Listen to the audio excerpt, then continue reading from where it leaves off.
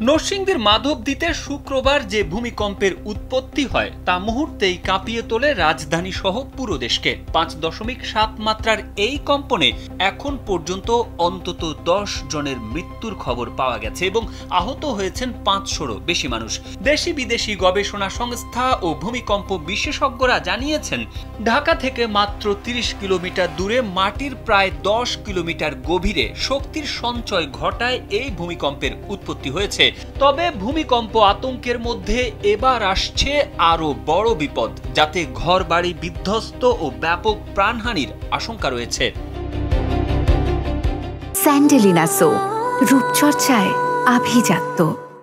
আবহাওয়া পর্যবেক্ষক সংস্থাগুলোর পক্ষ থেকে এবার বঙ্গোপসাগরে বড় ঘূর্ণিঝড় তৈরি হচ্ছে বলে সতর্কতা এসেছে। সংস্থাগুলো বলছে, মালাক্কা প্রণালী ও তৎসংলগ্ন এলাকায় সৃষ্টি হওয়া একটি লঘুচাপ আগামী 2 থেকে 3 দিনের মধ্যে পশ্চিম উত্তর পশ্চিম দিকে অগ্রসর হয়ে শক্তি সঞ্চয় করতে পারে।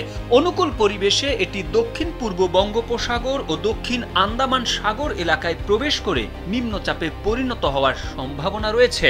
শনিবার দেশের বেসরকারি আবহাওয়া পর্যবেক্ষক সংস্থা Bangladesh weather observation team BWT এসব তথ্য জানিয়েছে।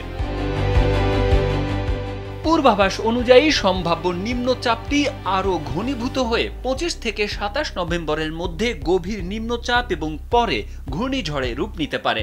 ঘূর্ণিঝড়ে পরিণত হলে এর সম্ভাব্য নাম হতে পারে সেনিয়ার। এরপর 28 থেকে 29 নভেম্বর নাগাদ এটি আরও উত্তর পশ্চিম দিকে এগিয়ে মধ্য ও পশ্চিম মধ্য বঙ্গোপসাগরে পৌঁছাতে পারে এবং তখন শক্তিশালী ঘূর্ণিঝড়ে রূপ নেওয়ার আশঙ্কা রয়েছে।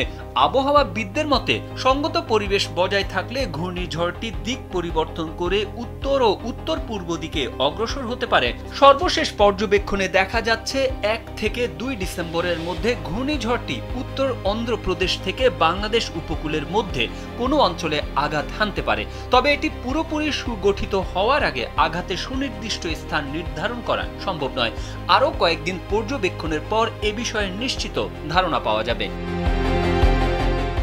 BWTও বলছে, সম্ভাব্য ঘূর্ণিঝড়ের প্রভাবে বাংলাদেশে একটি বৃষ্টি বলয় সক্রিয় হতে পারে, যা 30 নভেম্বর বা 1 ডিসেম্বর থেকে শুরু হয়ে 2 থেকে 3 দিন স্থায়ী হতে পারে।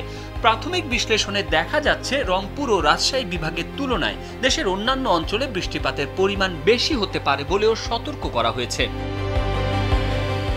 তারেক আহমেদ, কালবেলা।